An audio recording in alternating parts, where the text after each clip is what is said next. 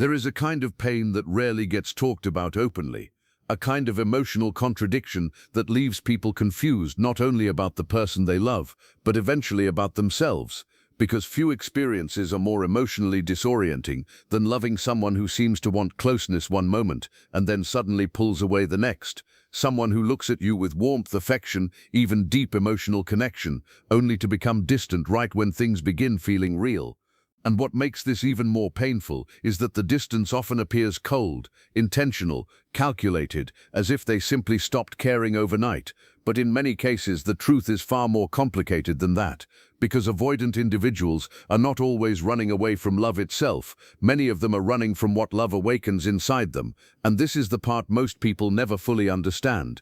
Avoidants often crave love just as deeply as anyone else. They crave connection, safety, understanding, emotional intimacy. They want someone who sees them completely without trying to control them. They want to feel chosen without feeling trapped. They want closeness without losing themselves inside it. But the moment emotional intimacy starts becoming too real, something inside them begins reacting automatically, almost like an internal alarm system, quietly activating beneath the surface. Suddenly, the closeness that once felt comforting starts feeling overwhelming. Vulnerability starts feeling dangerous. Emotional dependence begins triggering fear instead of safety, and without fully understanding why, they start creating distance between themselves and the very person they care about most. This is why so many people who love avoidance end up emotionally exhausted, because nothing feels stable. One moment the connection feels genuine and deeply intimate. The next moment it feels like the emotional door has completely shut, and the human mind struggles deeply with inconsistency. It searches endlessly for explanations. Was it something you said? Something you did? Were you too emotional, too available, too loving? But often the answer has very little to do with you, because the conflict is happening inside them, long before it ever reaches the relationship itself. Deep down, many avoidants are carrying emotional patterns they learned years before they ever met you. Patterns that taught them closeness could become painful. That vulnerability could lead to rejection. That depending on others emotionally could eventually lead to disappointment, criticism, abandonment, or loss of control. So over time, they unconsciously learned something powerful. They learned how to survive emotionally without fully relying on anyone. They became emotionally self-contained, independent, controlled, guarded, and on the surface, this can look like strength. Many avoidants appear calm, composed, and emotionally unaffected. They often become the people others describe as strong, rational, or detached. But underneath that controlled exterior is usually a nervous system that learned emotional closeness is not entirely safe. And the painful irony is that while they protect themselves from emotional pain, they also unintentionally protect themselves from the very love they secretly long for. Because human beings are wired for connection. No matter how independent someone appears, the need for emotional closeness never fully disappears. It simply becomes buried beneath layers of emotional protection. And over time, many avoidants become so disconnected from their own emotional needs that they stop recognizing how lonely they actually feel. Their loneliness becomes functional, quiet, invisible. They distract themselves with work, routines, goals, responsibilities, productivity, entertainment, independence, or emotional numbness. They convince themselves they do not need much from anyone, but sometimes, late at night, in moments of silence, or after another failed connection slips away, the emptiness surfaces again. Because avoiding vulnerability may reduce emotional risk, but it also reduces emotional intimacy. And eventually, many avoidants begin feeling the weight of relationships that never fully deepen, conversations that stay emotionally surface level, connections that almost become meaningful before distance appears again, love that feels close but never fully safe enough to hold on to. What makes this especially heartbreaking is that many avoidants genuinely do care. In fact, some care far more deeply than they allow themselves to show. But emotional expression does not come naturally to them. Vulnerability feels exposing. Dependence feels dangerous. Needing someone feels risky. So instead of moving toward closeness when emotions intensify, they instinctively move away from it. And this creates one of the most confusing emotional dynamics imaginable, because the more emotionally connected the relationship becomes, the more internally overwhelmed they may start feeling. In the beginning, things often feel easier. Attraction feels exciting. There is space, curiosity. Emotional distance still exists. Nothing feels too binding yet. But as intimacy deepens, expectations begin forming. Emotional attachment grows stronger. The relationship becomes more emotionally significant, and this is often the point where avoidance starts quietly emerging beneath the surface.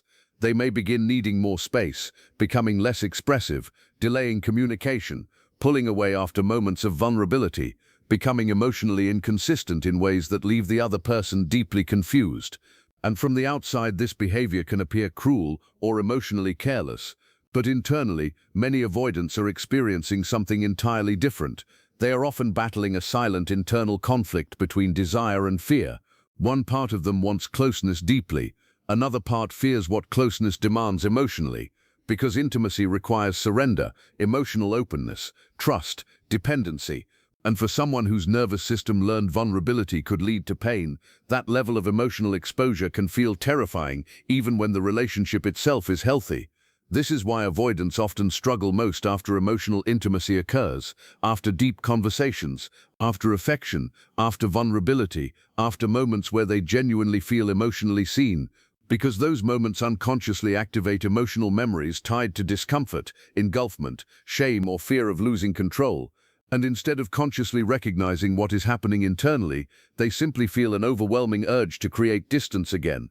Sometimes they convince themselves the relationship is moving too fast. Sometimes they suddenly focus on flaws that never bothered them before. Sometimes they emotionally detach without fully understanding why. These are not always conscious decisions. Often they are protective survival responses learned long ago.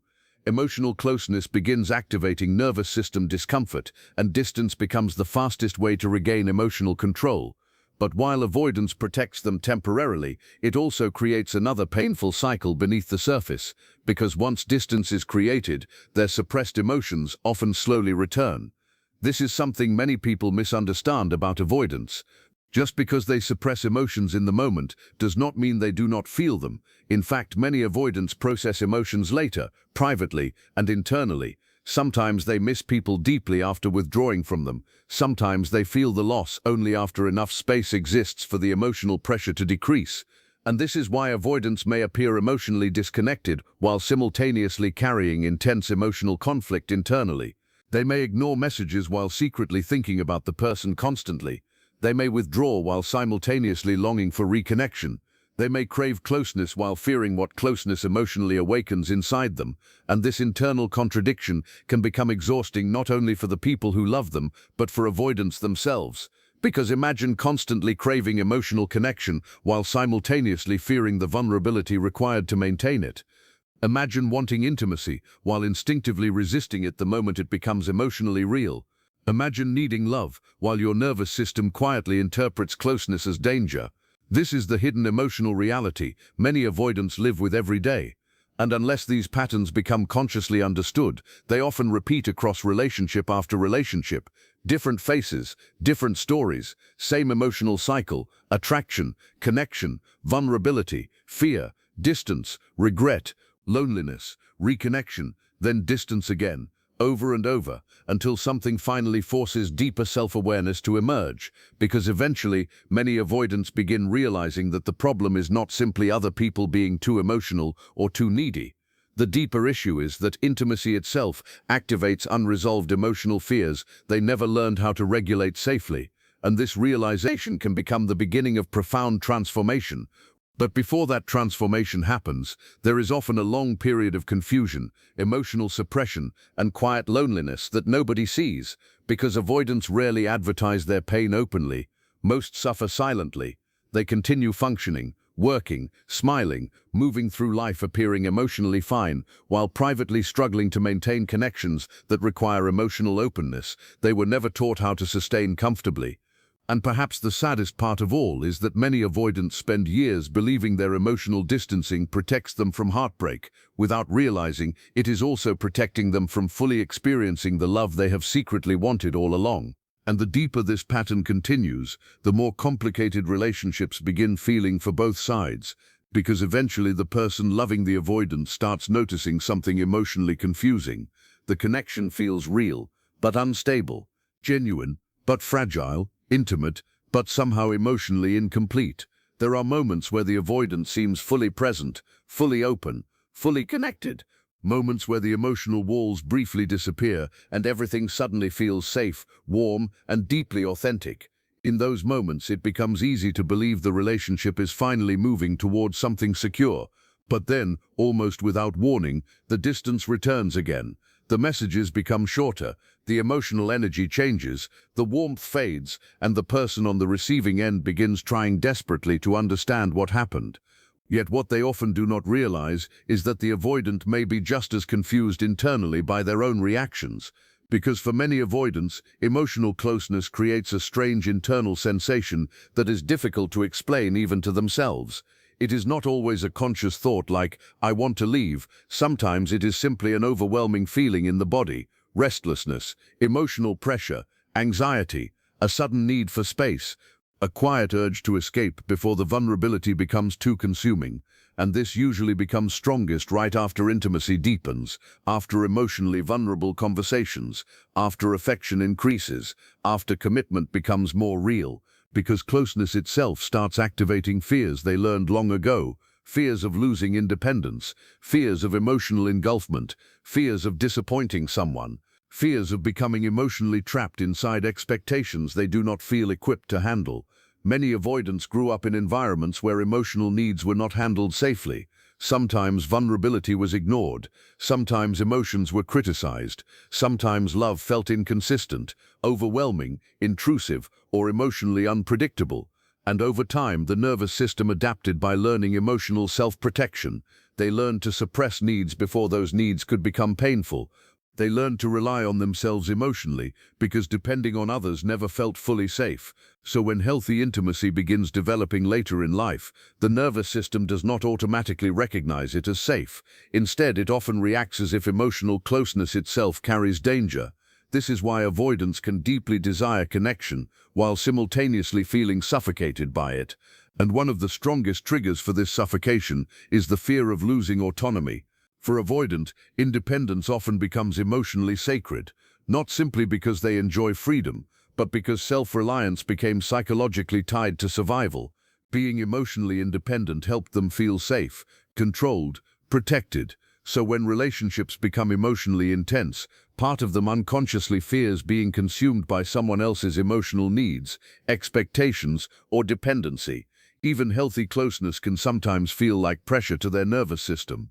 And this creates another painful misunderstanding in relationships, because the more emotionally connected their partner becomes, the more the avoidant may instinctively pull away in order to regain emotional balance, not necessarily because love disappeared, but because their internal alarm system became activated.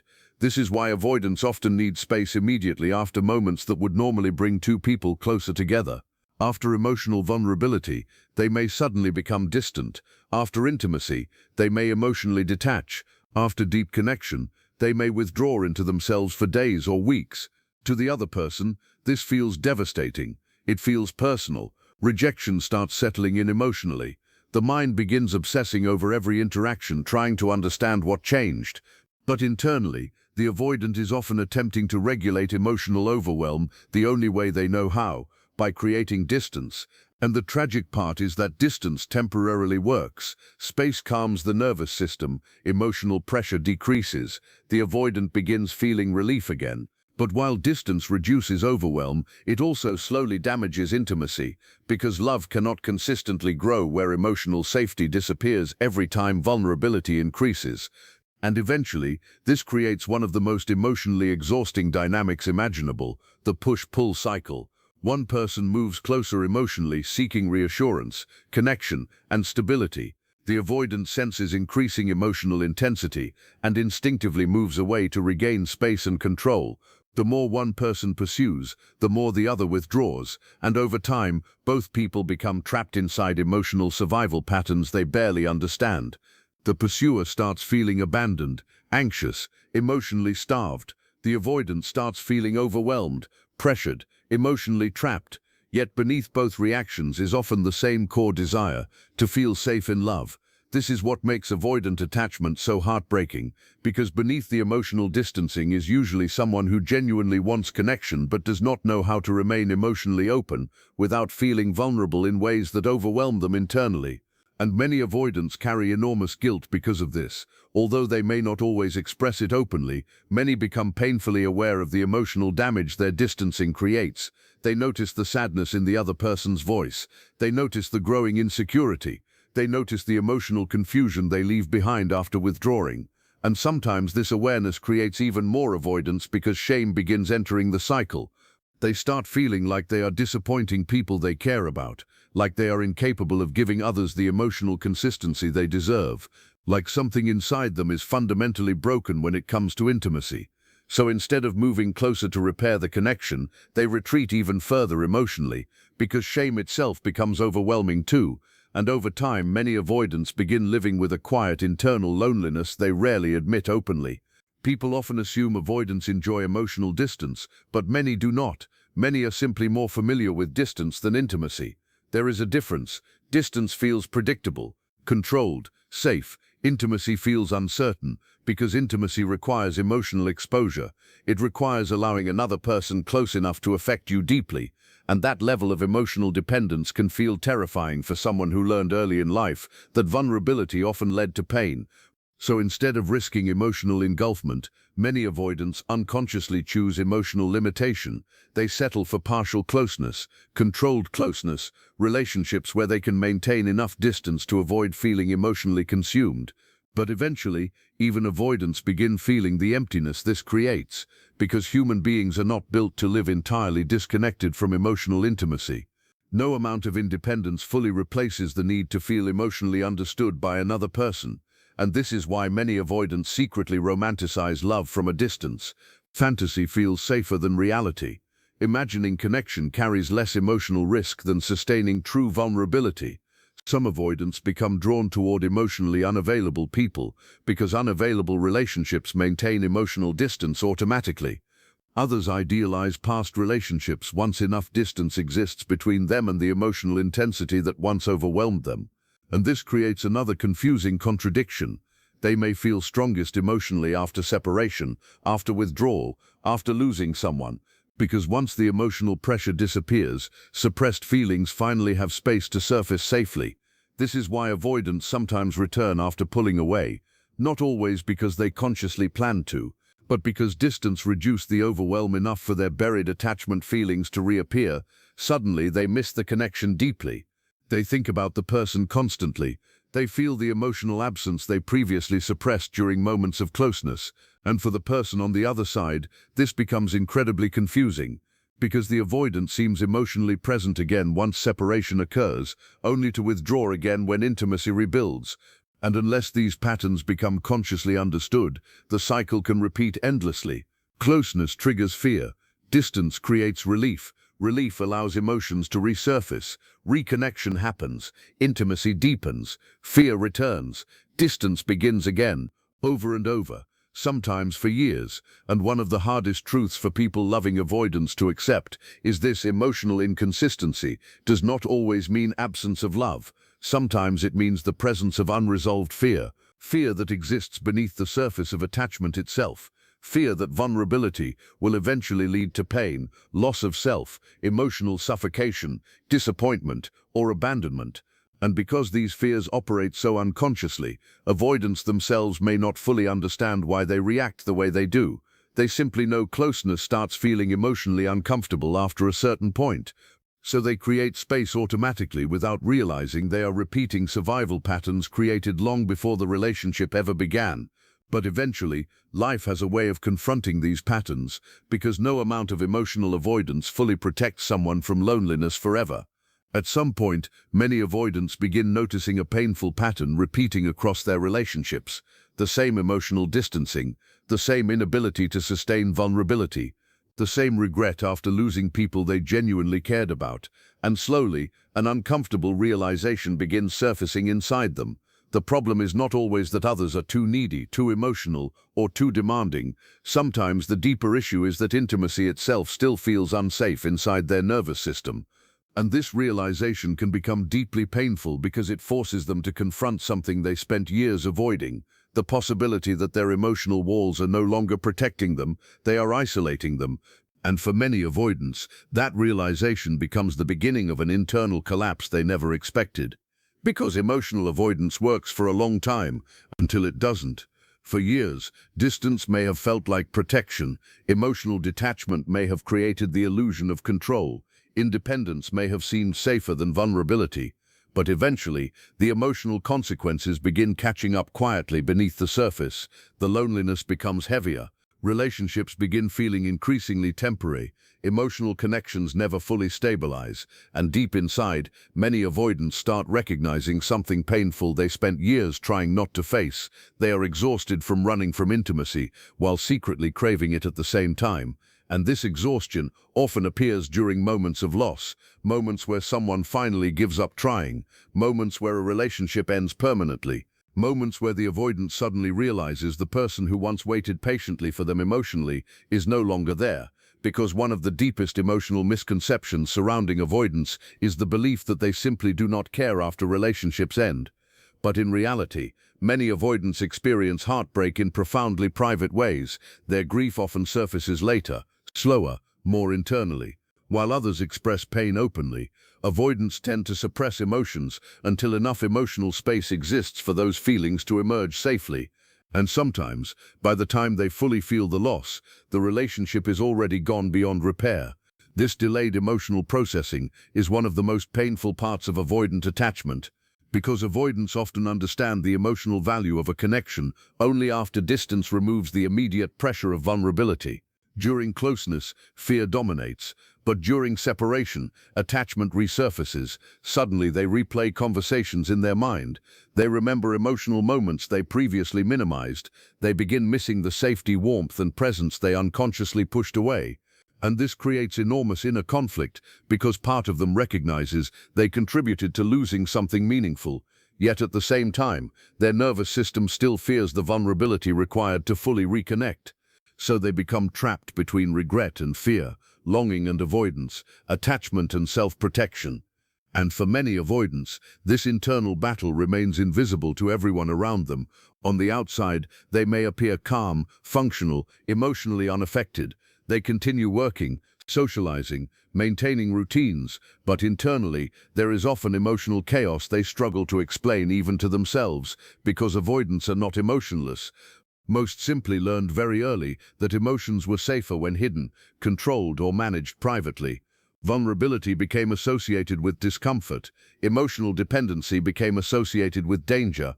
So instead of openly processing emotional pain, many learned to intellectualize it, suppress it, distract themselves from it, or emotionally disconnect from it entirely. But buried emotions do not disappear simply because they are avoided. They accumulate quietly beneath the surface. And over time, many avoidants begin experiencing a strange emotional emptiness they cannot fully understand. They may achieve independence, success, freedom, productivity, or external stability, yet still feel emotionally disconnected inside, because the human nervous system does not heal through emotional suppression, it heals through emotional safety. And this is the deeper truth many avoidants eventually begin confronting. Their distancing behaviors were never truly protecting them from pain, they were protecting them from vulnerability. And unfortunately, vulnerability is also the doorway to intimacy, love, trust, emotional security, and deep human connection, which means the very walls that once helped them survive emotionally eventually become the same walls preventing them from fully experiencing love safely. And when this realization finally sinks in emotionally, many avoidants begin experiencing intense guilt about the relationships they unintentionally damaged along the way. They think about the people who tried to love them patiently, the people who waited for emotional openness that never fully arrived, the people who constantly questioned their own worth because of the inconsistency they experienced. And perhaps one of the heaviest emotional burdens avoidants carry is realizing they often hurt people they genuinely cared about.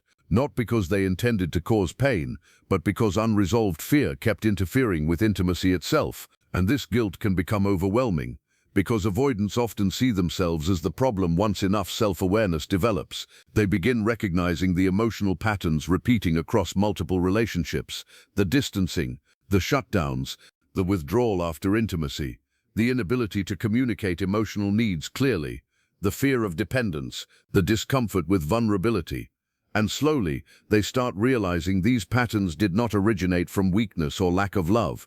They originated from emotional survival mechanisms created long ago, survival mechanisms that once protected them emotionally, but now isolate them relationally.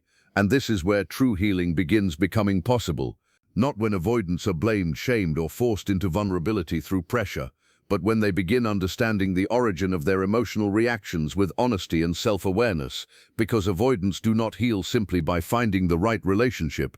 They heal by learning that emotional intimacy no longer has to equal danger. They heal by slowly retraining the nervous system to tolerate closeness without interpreting it as loss of control. They heal by learning that vulnerability does not automatically lead to rejection, engulfment, shame, or abandonment. But this process is incredibly difficult because it requires confronting years of emotional conditioning. It requires sitting with emotions they spent their entire lives avoiding. It requires learning how to communicate needs instead of suppressing them. It requires staying emotionally present during moments where every instinct says to withdraw and disappear. And perhaps hardest of all, it requires allowing themselves to need people again, because underneath avoidance is often a profound fear of dependency. Many avoidants learned early that needing others emotionally was unsafe, so they built identities around independence, self-sufficiency, and emotional control. But healing eventually requires recognizing that healthy interdependence is not weakness. Trusting someone emotionally is not surrendering your identity. Closeness does not have to mean losing yourself. Love does not have to feel consuming in order to be real. And for avoidants who begin doing this internal work, something remarkable slowly starts changing inside them. The emotional walls that once felt permanent begin softening. Not all at once, not dramatically, but gradually they begin tolerating vulnerability for longer periods without immediately retreating.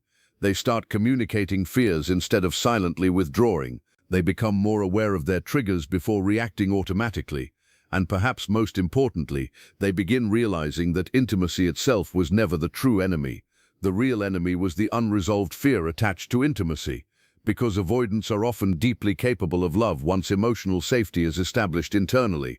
In fact, when avoidants truly feel safe, many become incredibly loyal, caring, thoughtful, and emotionally devoted partners. But safety for them usually requires something deeper than attraction alone.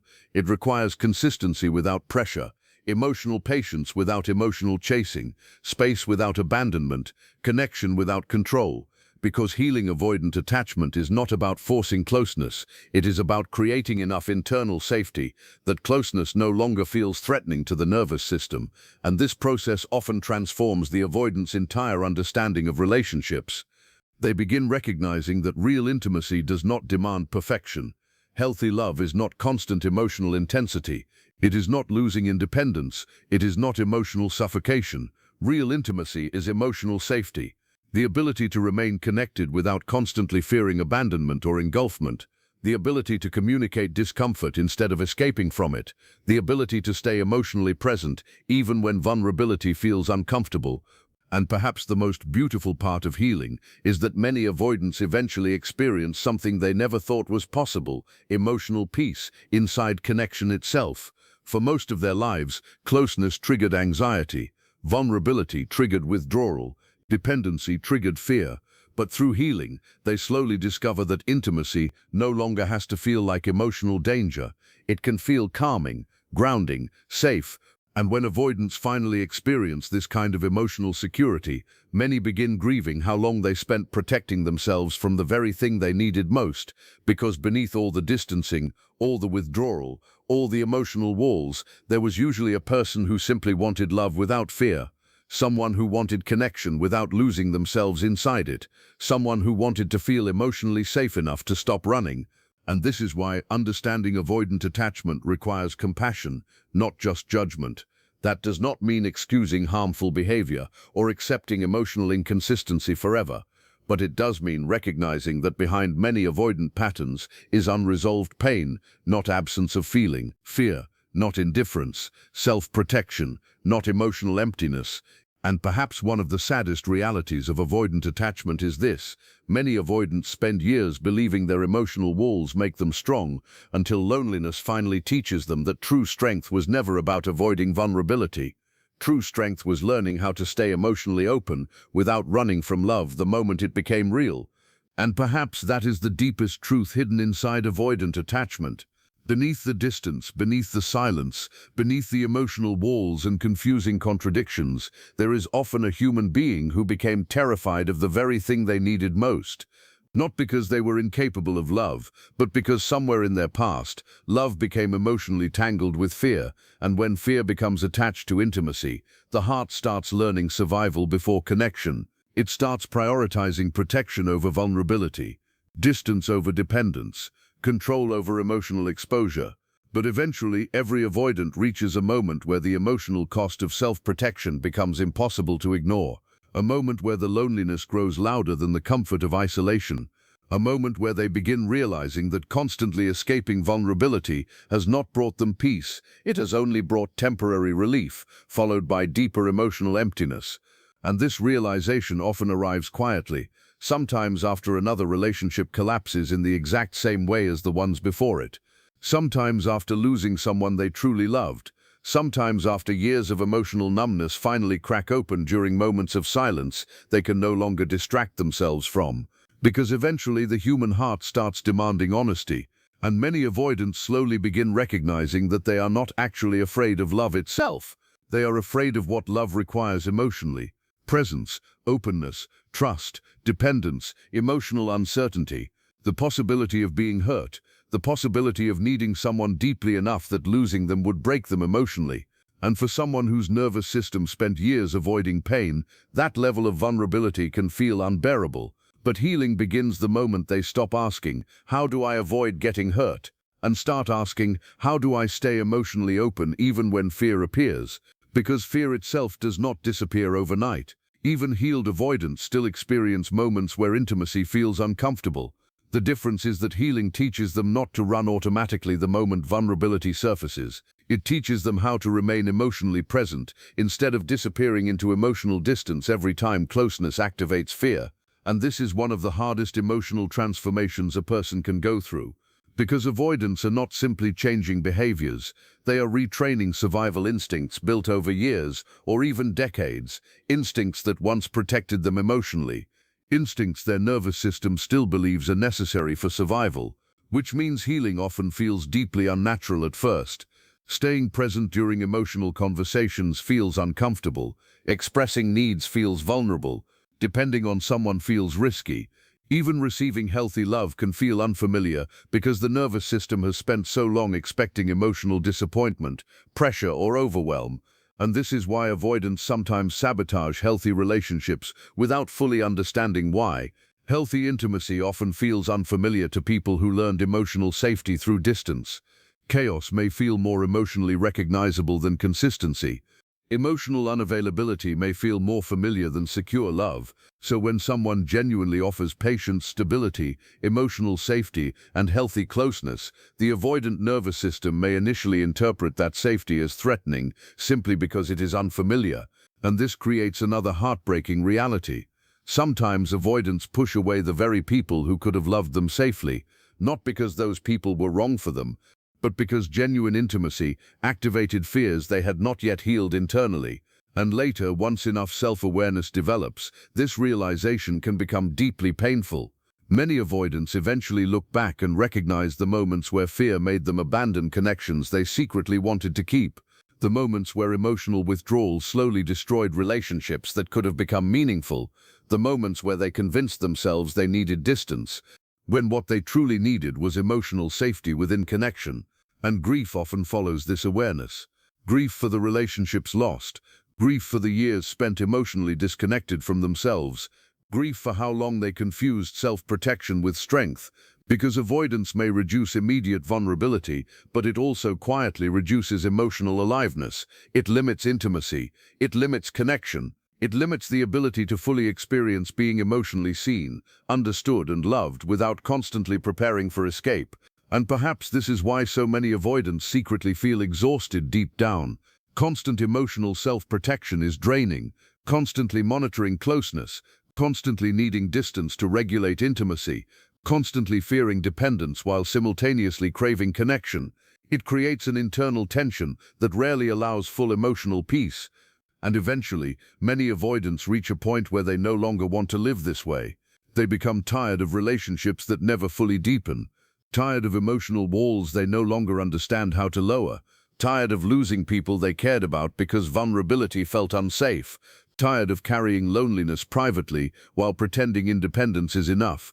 And this is often the moment real healing finally begins, not through perfection, not through suddenly becoming emotionally fearless, but through honesty, honest awareness of their patterns, honest acknowledgement of their fears, honest recognition that emotional distancing is no longer protecting them from pain, it is preventing them from experiencing secure love.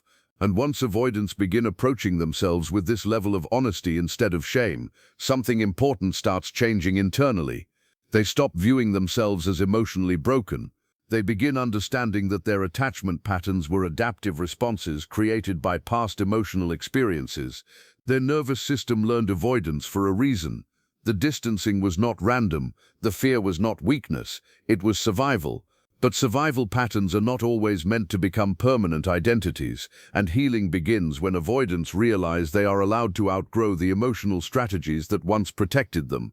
They are allowed to need people without shame, allowed to communicate fears instead of hiding them, allowed to experience intimacy without interpreting it as emotional imprisonment, allowed to remain connected without losing themselves. And as this transformation unfolds slowly over time, relationships begin feeling different. Emotional closeness no longer immediately triggers panic. Vulnerability becomes tolerable instead of terrifying. Conflict no longer automatically means abandonment or emotional engulfment. They learn that healthy love includes space without disconnection, intimacy without control, and dependence without loss of identity. And perhaps most importantly, they begin experiencing something many avoidants secretly longed for their entire lives: emotional safety inside closeness itself. The ability to stay emotionally connected without constantly preparing for withdrawal. The ability to love without feeling consumed by fear. The ability to receive affection without instinctively questioning whether they need to escape afterward. And when avoidants finally experience this kind of secure connection, many realize something profound. The love they spent their lives searching for externally could never fully exist until their nervous system learned how to feel safe receiving it internally.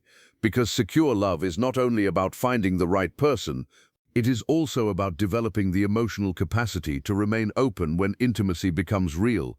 And this changes everything. Suddenly, relationships stop feeling like emotional battlefields between closeness and escape. Communication becomes easier, vulnerability becomes less threatening, emotional consistency becomes possible. The avoidant no longer feels trapped by connection because connection itself no longer activates overwhelming danger internally. And the beautiful irony is that once avoidants stop running from vulnerability, they often discover they are capable of extraordinarily deep love. Love that is thoughtful, loyal, intentional, protective, emotionally profound, because beneath the avoidance was never emptiness. Beneath the walls was usually enormous emotional depth, waiting for safety, waiting for trust, waiting for permission to exist without fear. And this is important for people to understand. Avoidants are not heartless. Many are deeply sensitive individuals who simply learn to survive by disconnecting from vulnerability. But sensitivity buried beneath fear still remains sensitivity. Love buried beneath emotional walls still remains love. The problem was never the absence of feeling. The problem was the fear attached to feeling deeply. And perhaps this is why so many avoidants eventually become transformed by genuine emotional safety. Because for the first time in their lives they experience closeness that does not demand self-abandonment, vulnerability that does not lead to humiliation, dependence that does not erase independence. They begin realizing that intimacy was never meant to feel like losing themselves. Healthy love actually allows people to become more fully themselves, more emotionally open, more emotionally regulated, more emotionally alive. And maybe that is the final lesson hidden inside avoidant attachment. Sometimes the people who push love away the hardest are not the people who feel the least. Sometimes they are the people who feel so deeply that vulnerability itself became terrifying. People who learned to hide their emotional needs because needing others once felt unsafe. People who built emotional walls not because they wanted isolation, but because they were trying to protect wounded parts of themselves. No one ever taught them how to heal. But healing is possible.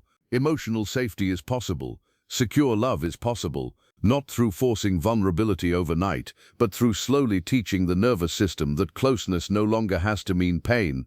And when that transformation finally begins happening, the avoidant no longer spends life running from intimacy while secretly craving it. They finally learn how to stay,